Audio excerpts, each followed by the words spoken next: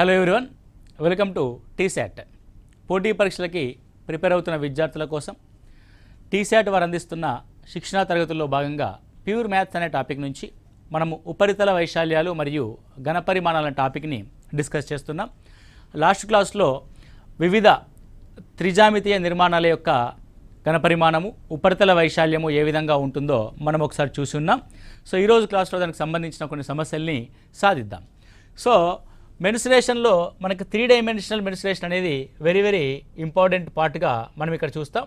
So అందులో మనము మొదటగా శంకువు గురించి మాట్లాడదాం. శంకువు యొక్క భూవ్యాసము 10.5 సెంటీమీటర్లు, ఏటవాలు ఎత్తు 10 సెంటీమీటర్లు అయినా దాని వక్రతా వైశాల్యాన్ని కనుగొనండి అంటున్నాడు. ఇక్కడ మెన్సురేషన్లో మీరు గమనించాల్సింది ఏంటంటే అసలు ఏ విధమైన కొలతలు ఇచ్చాడు, ఆ కొలతల ఆధారంగా కనుక్కోమంటున్న అంశం యొక్క ఫార్ములాని ఏ విధంగా రాయాలి అన్న విషయాన్ని మనం ఇక్కడ చూడాలి. సో ఫస్ట్ థింగ్, ఒక శంకువు యొక్క భూవ్యాసం ఉంది. ఏముందండి ఇక్కడ? భూవ్యాసం ఉంది. వ్యాసము అనగా డీతో సూచిస్తాం మనం, ఎందుకంటే శంకువు యొక్క భూమి వృత్తాకారంగా ఉంటుంది. సో వృత్తం యొక్క వ్యాసం అనగా ఈ చివరి నుంచి ఈ చివరి వరకు ఉన్నదాన్ని వ్యాసము అని అంటాం. సో వ్యాసము 10.5 సెంటీమీటర్లు. మరి వ్యాసం 10.5 సెంటీమీటర్లు అయితే మనకు వ్యాసార్థం రాయాలి.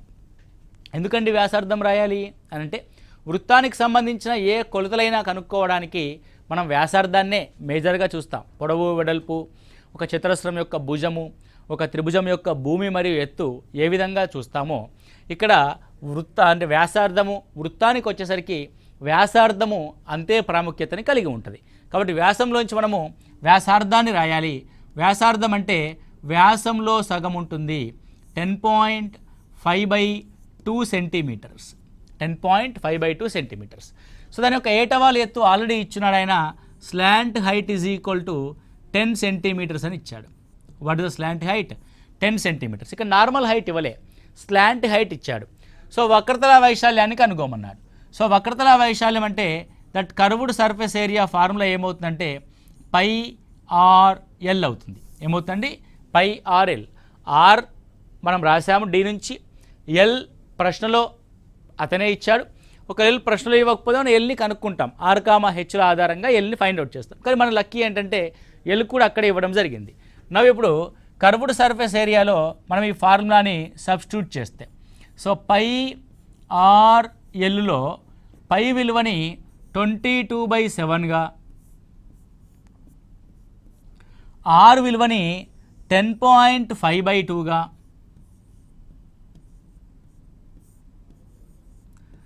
ఎల్ విలువని 10 సెంటీమీటర్స్గా మనం రాస్తాం. ఓకే, సో పాయింట్ తీసేస్తే బై 0.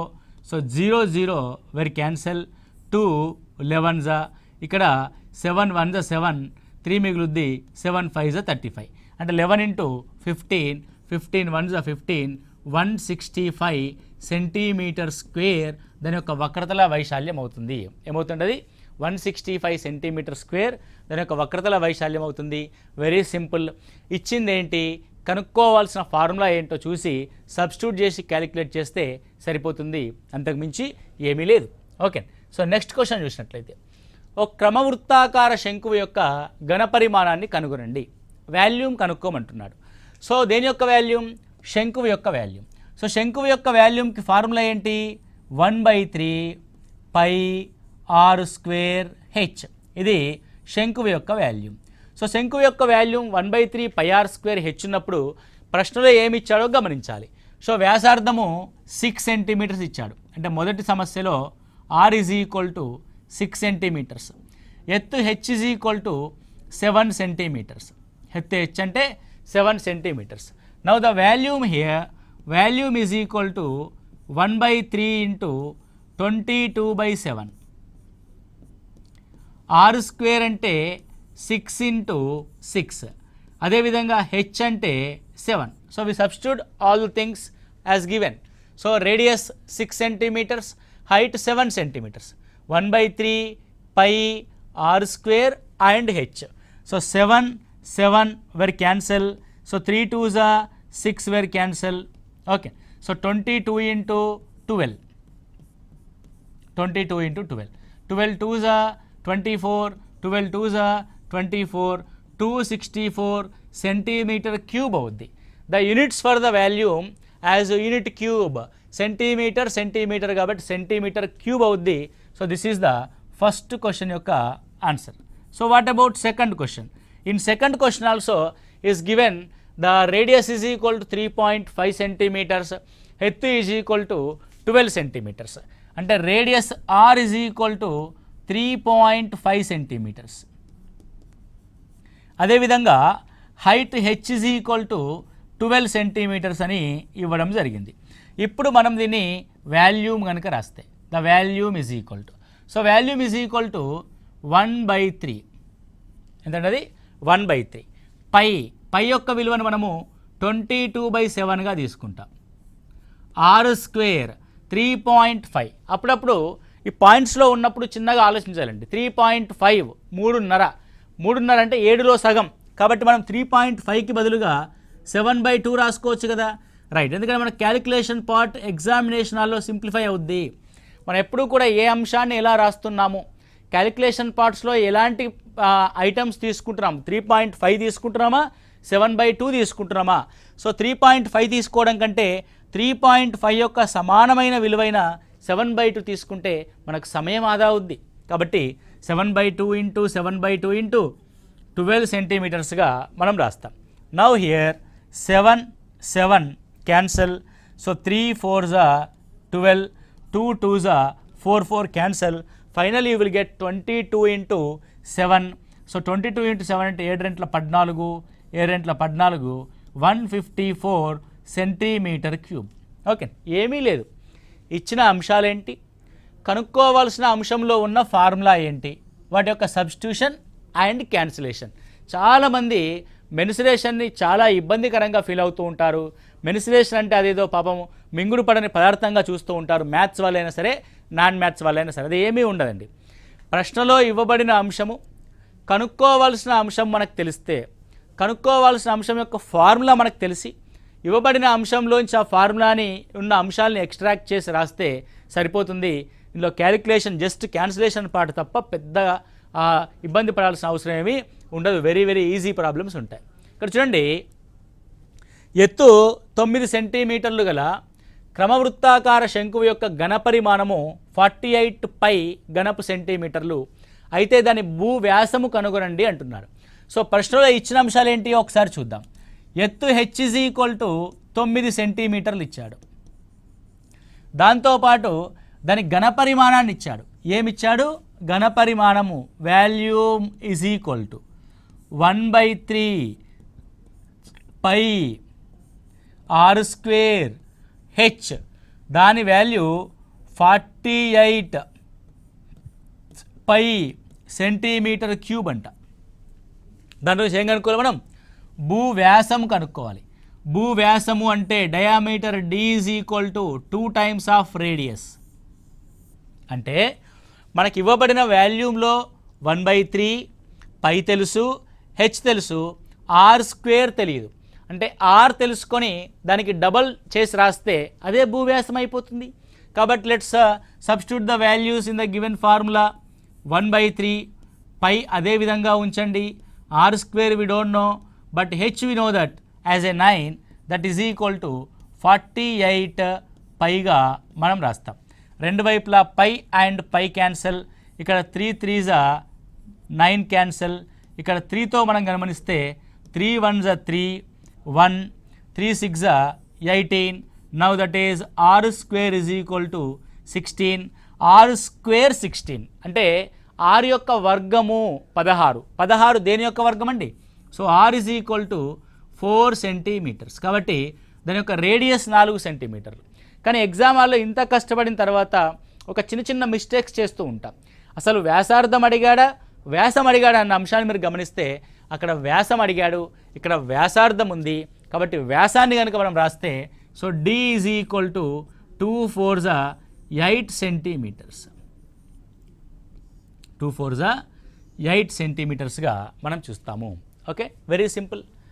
నెక్స్ట్ వన్ గమనిస్తే ఒక శంఖాకార గుడారం ఎత్తు 10 మీటర్లు. ఒక శంకువాకార గుడారం ఎత్తు 10 మీటర్లు. మరియు దాని భూవ్యాసార్థము 24 మీటర్లు. మరియు దాని యొక్క భూవ్యాసార్థం ఎంత? 24 మీటర్లు. అయినా గుడారం యొక్క ఏటవాలు ఎత్తంత?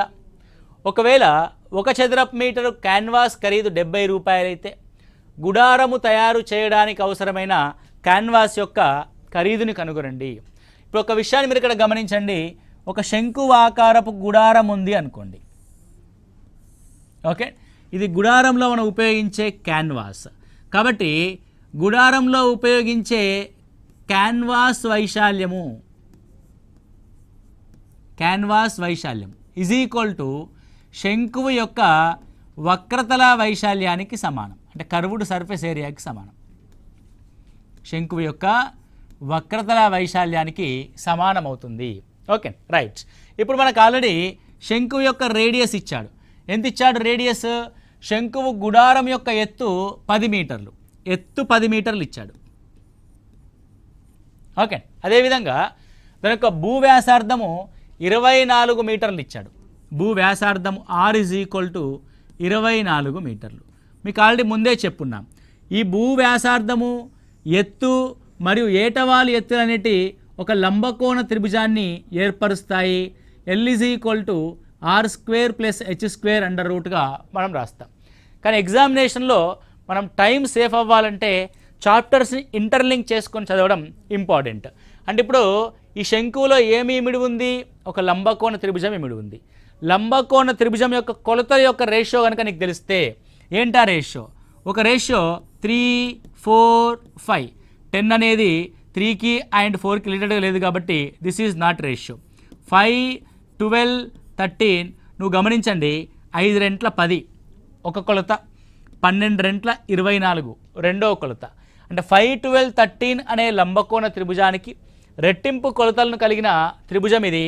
కాబట్టి ఈ వాల్యూ L అవుతుంది. ఎందుకంటే ఆల్రెడీ 5 2s 10 ఉంది, 12 2s 24 ఉంది.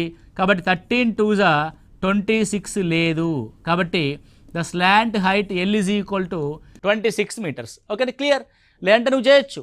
L is equal under root R² + H², 10² + 24² రాసి దాని స్క్వేర్ రూట్ రాసి ఇంత చేయొచ్చు. కానీ మనం సింపుల్గా 5, 12, 13 అనే రేషియో ఆధారంగా ఆ ఏటవారి ఎత్తుని మనం ఇక్కడ ఫైండ్ అవుట్ చేస్తూ ఉన్నాం. And L is equal 26 metres వచ్చింది. ద సెకండ్ వన్ ఒకసారి గమనిస్తే, రెండవ అంశాన్ని మనం ఇక్కడ గమనిస్తే, క్యాన్వాస్ యొక్క ఖరీదును కనుక్కోండి. ఏదైనా ఒక అంశం యొక్క ఎక్స్పెండిచర్ ఈజ్ ఈక్వల్ టు, అంటే ఒక వస్తువుని తయారు చేయడానికి కావలసిన ఎక్స్పెండిచర్ ఈజ్ ఈక్వల్ టు ఆ వస్తువుకి ఎక్కడ ఉపయోగిస్తున్నాము? వైశాల్యంలో ఉపయోగిస్తున్నాం. కాబట్టి ఆ తయారు కాబడిన వస్తువు యొక్క వైశాల్యము లేదంటే ఆ తయారు చేయదలిచిన వస్తువు యొక్క పరిమాణము ఎక్కడుందో ఆ కొలత. ఇక్కడ వైశాల్యం ఉంది కాబట్టి curved surface area into 70 rupees. Curved surface area into 70 rupees. So what is the curved surface area of that given? Curved surface area is equal to π into R into L. So 22/7 into what about the radius? That radius is equal to already is given 24 metres. 24 metres. L already మనం అనుకున్నాం, that is 26 metres into unit ఖర్చు 70 రూపాయలు. అంతే కదండి, unit ఖర్చు 70 రూపాయలు. Expenditure is equal to మనకు కావాల్సిన area into unit expenditure. So unit expenditure అంటే 7 10s 20. It's over. Now it is 22 into 24 into 26. So 24 into 26ని క్యాలిక్యులేట్ చేయాలనుకుంటే 6 4 24 2 పైకి. ఓకే, సో 24 + 6 30, 32s 60 + 2 624 అవుతుందండి. So what is that? 24 into 26 is equal to 624. 624 into again 22 rupees. Okay, again 22. 22 4s 88. 88 అంటే 44 52. 22 6 132. Okay, so జాగ్రత్తగా calculate చేయండి. 13728. So 13728 1,37,280 రూపాయల ఖర్చు అవుతుంది. ఒకసారి క్యాలిక్యులేషన్ పార్ట్ మీరు జాగ్రత్తగా చూసుకోండి. పై ఇచ్చాడు, R ఉంది, L కనుక్కున్నాము, ఇంటూ 70 రూపీస్ మనం 1 చదరపు మీటర్ యొక్క ఖర్చుని ఫైండ్ అవుట్ చేసాం. Okay, so this is the expenditure కనుక్కోవడానికి కావాల్సిన అంశం. ఎల్ని కనుక్కోవడానికి మనము లంబకోణ త్రిభుజాన్ని ఇక్కడ ఉపయోగించడం జరిగింది. ఓకే, నెక్స్ట్ వన్ కనిపిస్తే సో శంకువాకార సమాధి యొక్క ఏటవాలు ఎత్తు భూవ్యాసము వరుసగా 25 మీటర్లు 14 మీటర్లు మరియు ప్రతి 100 చదరపు మీటర్లకు 210 రూపాయల చొప్పున దాని వక్రతలానికి సున్నం వేయడానికి అయ్యే ఖర్చుని కనుగొనండి. దేనికి సున్నం ఏమంటున్నాడు? వక్రతల వైశాల్యానికి సున్నం ఏమంటున్నాడు. కాబట్టి ఖర్చు ఈజ్ ఈక్వల్ టు, ఖర్చు అంటే ఎప్పుడూ కూడా మనం దేనికి సున్నం వేస్తున్నాము? వక్రతల వైశాల్యానికి సున్నం వేస్తున్నాం. వక్రతల వైశాల్యం ఇంటూ యూనిట్ ఎక్స్పెండిచర్, ఒక్క యూనిట్కి ఎంత, యూనిట్ ప్రైజ్ అంటాం మనం దీన్ని. So what is the unit price? ఇవ్వబడిన యూనిట్ ప్రైజ్ 100 చదరపు మీటర్లకి 210 రూపాయలు. సో 210 రూపాయలు అన్నది 100 చదరపు మీటర్లకి. కాబట్టి మనం ఇక్కడ రాసుకోవాల్సింది ఏంటంటే 210/100 తీసుకుంటాం. Unit price is equal to, ఇప్పుడు వక్రతల వైశాల్యం is equal to pi into R into L. So what about pi? 22/7 into ఏమిచ్చాడు చూడండి, ఏటవాలు ఎత్తు 25 మీటర్లు ఇంటూ దాని యొక్క భూ వ్యాసం ఇచ్చాడు 14 మీటర్లు. ఏమిచ్చాడంటే భూ వ్యాసము, వ్యాసం ఇచ్చాడు కాబట్టి మనం వ్యాసార్థం రాయాలి. వ్యాసార్థము 7 ఇంటూ 210/100. 210/100. So 7 cancel. నా ఏమేమి క్యాన్సిల్ అవుతాయి? So 0 cancel. ఇంకా 10తో మనం చేస్తే 5 5ల 25, 5 2ల 10. So 2 11s. Okay, it's a very simple. So now it is 11 into 5 1s 5, 5 2s 10. So 11 5s 55, 11 11 55 rupees అనేది ఖర్చు అవుతుంది. 1155 రూపాయల ఖర్చు అవుతుంది. క్యాలిక్యులేషన్ మీరు స్లోగా చేసుకోండి, ఈజీగా అయిపోతుంది. అంటే మనం క్యాలిక్యులేషన్ మీద మీరు ప్రాక్టీస్లో దృష్టి పెట్టండి. ఫస్ట్ మీరు వినడం అంటే కాన్సెప్ట్ పైన మీరు దృష్టి పెట్టండి. సో ఖర్చుని ఏ విధంగా అనుకుంటున్నా మనము? దేనికి ఖర్చు పెట్టాలి? వక్రతల వైశాల్యానికి ఖర్చు పెట్టాలి. ఎలా ఖర్చు పెడతావు? యూనిట్ ప్రైస్ ఆధారంగా ఖర్చు పెడతావు. So what about unit price? 100 చదరపు మీటర్లకి 210 రూపాయలు అంటే unit price is equal 210/100 metre స్క్వేర్గా మనం రాసుకుంటాం. ఒక్క స్టెప్లో ఆన్సర్ అయిపోతుంది.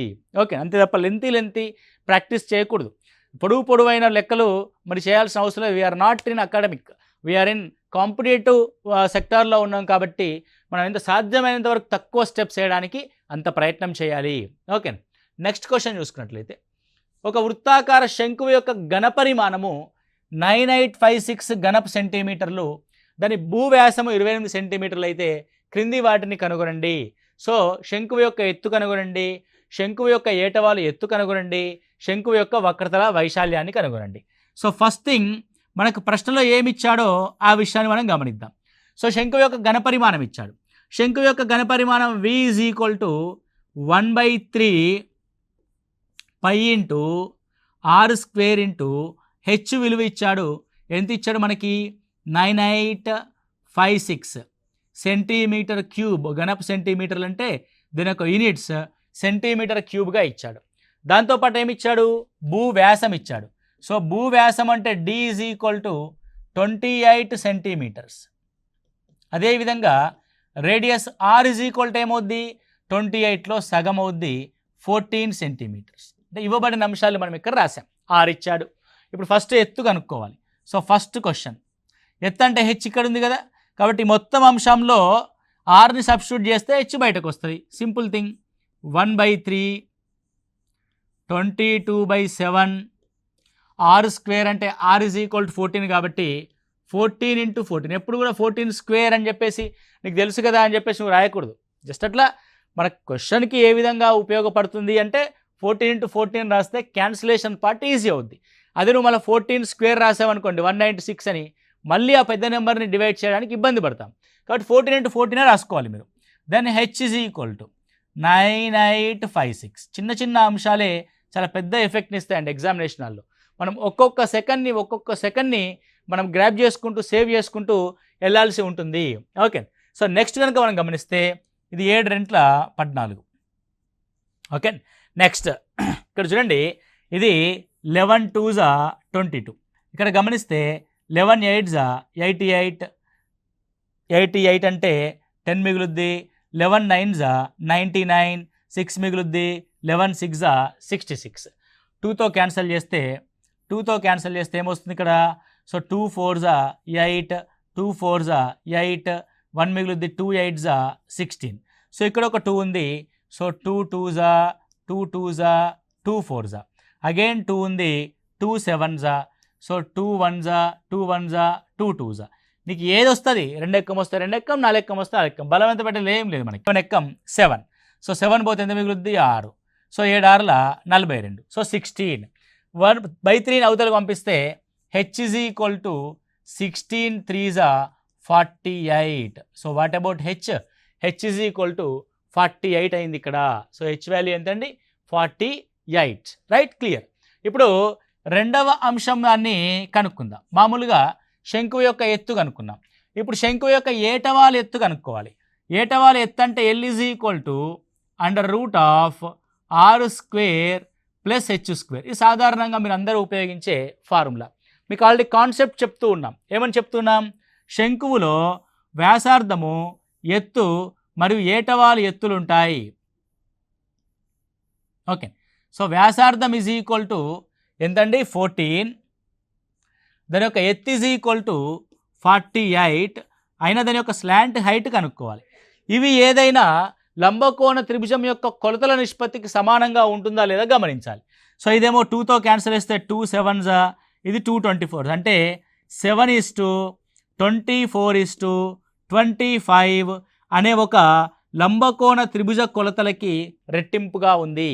లంబకోణ త్రిభుజ కొలతలు మీరు గుర్తుపెట్టుకుంటే చాలా ప్రాబ్లమ్స్ మనము ఈజీగా సాల్వ్ చేయొచ్చు. 3:4:5, 5:12:13, 7:24:25, 8:15:17 అనే స్టాండర్డ్ రైట్ యాంగిల్ ట్రయాంగిల్ యొక్క కొలతలు కనుక తెలుసుకుంటే మనకి ఈజీ అవుద్ది.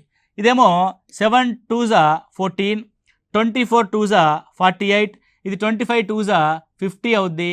నువ్వు సబ్స్టిట్యూట్ చేసి క్యాలిక్యులేట్ చేసినా అంతే అవుద్ది, డైరెక్ట్గా నువ్వు తెలుసుకున్నా సరే అంతే అవుద్ది. మామూలుగా ఏం రాస్తారు మీరు అందరూ కూడా?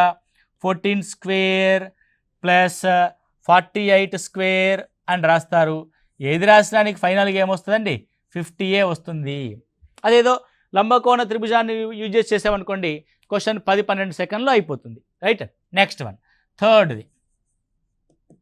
థర్డ్ ఏంటి? శంకువు యొక్క వక్రతల వైశాల్యం ఎంత? శంకువు యొక్క వక్రతల వైశాల్యం ఎంత? శంకువు యొక్క వక్రతల వైశాల్యం is equal to π × r × l. π × r × l. So what about the π? So π అంటే 22/7. Right. Then what about the r? r is equal to 14. What about the l? l is equal to 50. ఇందాకే ఫ్రెష్గా కనుక్కున్నాం మనం.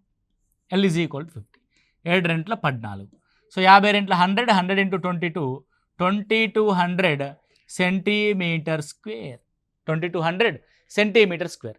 అంటే ఇక్కడ గమనించాల్సింది ఏంది? మెన్సురేషన్లో కంప్లీట్గా మనం చూడాల్సింది ఏంటంటే, ఇవ్వబడిన అంశాల్లో కనుక్కోవాల్సిన అంశం యొక్క ఫార్ములాకి సంబంధించిన వాటిని జాగ్రత్తగా మనం రాసుకోవాలి.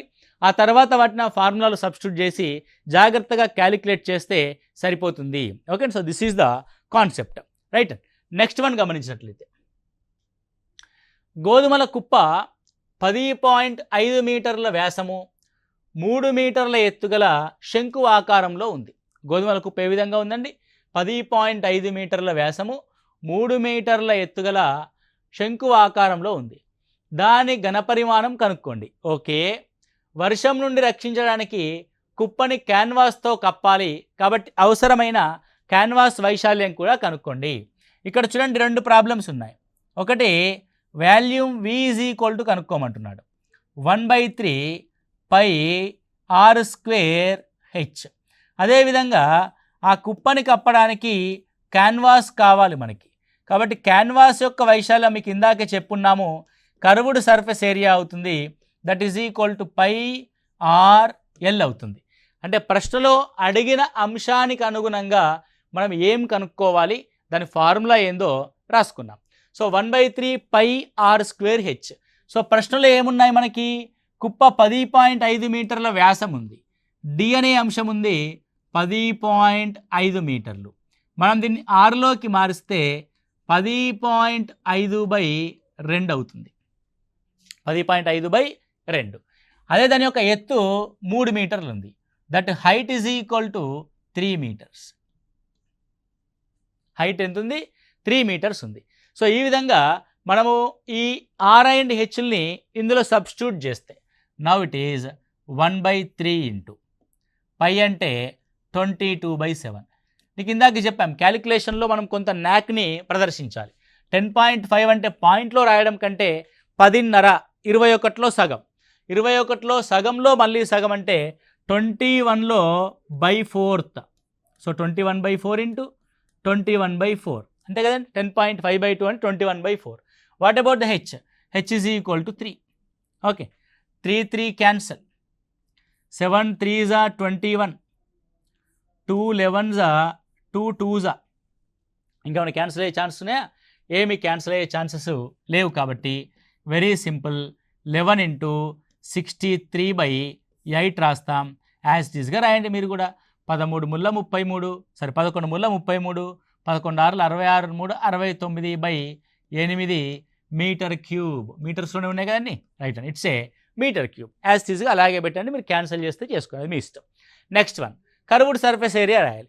For the curved surface area కోసం మనకి ఏం కావాలి అని అంటే ఆర్ తెలియాలి. ఆర్ తెలుసు మనకి, ఏమని తెలుసు? 10.5/2 అని తెలుసు. ఓకే, లేదంటే దట్ ఈజ్ ఈక్వల్ టు 21/4 అని తెలుసు. ఏమని తెలుసు అండి? 21/4. Then what about the h? So h is equal to ఏం తెలుసు? 3 అని తెలుసు. హెచ్ ఈజ్ ఈక్వల్ టు ఏం తెలుసు అండి? 3 అని తెలుసు. సో ఇక్కడ మీరు గమనిస్తే అసలు ఇది ఏదైనా మనకి సంబంధించిన అంశంగా ఉందా అంటే లంబకోణ త్రిభుజంలో ఏదైనా కొలతలకి సంబంధించిందిగా ఉందా అని ఒకసారి గమనిస్తే 3:4:5గా కానీ 5:12:13గా కానీ లేదంటే 7:24:25గా కానీ ఉందా ఎక్కడైనా?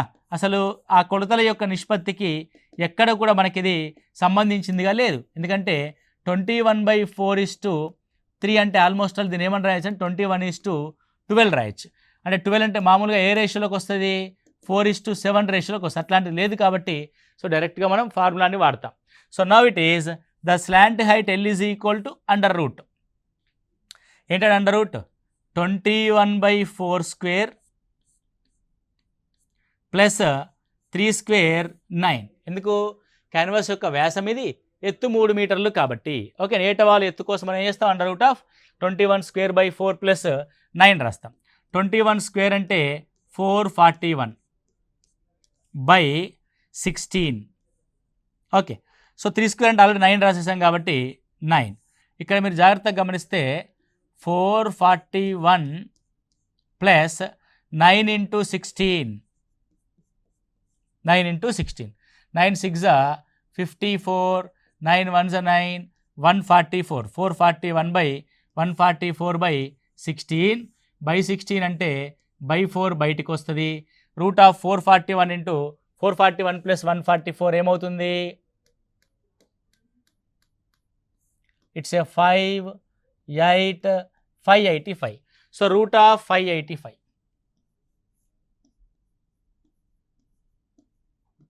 రూట్ ఆఫ్ 585ని మనం ఇక్కడ రాసాం. సో ఇక్కడ ఇంకొంచెం నువ్వు డెప్త్గా రాస్తే 3² ఉంటుంది ఇక్కడ.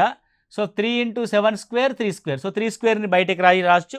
సో సింప్లిఫై చేయవలసిన అవసరం లేదు, అక్కడికే ఆపేసి సరిపోతుంది. రూట్ ఆఫ్ 584/5 మీరు క్యాలిక్యులేషన్లో చూసుకోండి. సో కావాల్సిన క్యాన్వాస్ యొక్క ఎత్తు, క్యాన్వాస్ యొక్క పొడవు 22/7 into what about the r? R is equal to already మనం రాస్తున్నాం 21/4 కాబట్టి 21/4 into root of 585/4. 585/4. 7 3s are 21, 2 2s are 2 11s are. So almost all 33/4 into under root of 585. Under root of 585 అందులోంచి సాధారణంగా 3 అనేది కామన్ వస్తుంది. So 3 common వస్తే 9/4 under root of. Okay, 9 కాబట్టి అంటే 9 బయటకు వస్తే 3 అవుద్ది. సో 9తో ఏం చేసి మనం 9 6 54, 9 5ల 45. ఇది మనకు కావాల్సిన క్యాన్వాస్ యొక్క వైశాల్యము మీటర్ స్క్వేర్. ఒక్కసారి క్యాలిక్యులేషన్ పార్ట్ని జాగ్రత్తగా చూసుకోవాల్సి ఉంటుంది. స్లోగా మీరు క్యాలిక్యులేషన్ పార్ట్ని చేసుకోవాలి. జస్ట్ మీరు అర్థం చేసుకోవాల్సింది, ఒక కుప్పని కప్పడానికి కావాల్సిన క్యాన్వాస్ వైశాల్యము అని అంటే ఆ శంకు ఆకారానికి సంబంధించిన ఉపరితల వైశాల్యము లేదా వక్రతల వైశాల్యం అన్న విషయాన్ని మీరు గమనించాల్సి ఉంటుంది. Okay, so this is the concept of cone.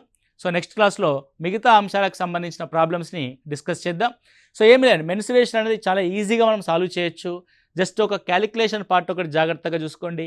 రెండో ముఖ్యమైన అంశం ఏంటంటే, ప్రశ్నలో ఇవ్వబడిన అంశానికి అడుగుతున్న అంశానికి మధ్యలో ఫార్ములాని ఎక్స్ట్రాక్ట్ చేయాల్సిన అంశాలని మీరు జాగ్రత్తగా గమనించాలి. వాటిని చూసుకొని సబ్స్టిట్యూట్ చేస్తే సరిపోతుంది. కొత్తగా అనాలిసిస్ చేయాల్సింది ఏమీ ఉండదు. జస్ట్ ఫార్ములాకి సంబంధించిన అంశాలు ప్రశ్నలో ఉన్నాయా లేవా, ఉంటే వాటి డైరెక్ట్గా సబ్స్టిట్యూట్ చేస్తాం, లేకపోతే ఇచ్చిన అంశం నుంచి దాన్ని కనుక్కొని సబ్స్టిట్యూట్ చేస్తాం. అంతకు మించి ఏమీ ఉండదు. కాబట్టి జాగ్రత్తగా ఫాలో అవ్వండి. Okay, right, thank you, all the best.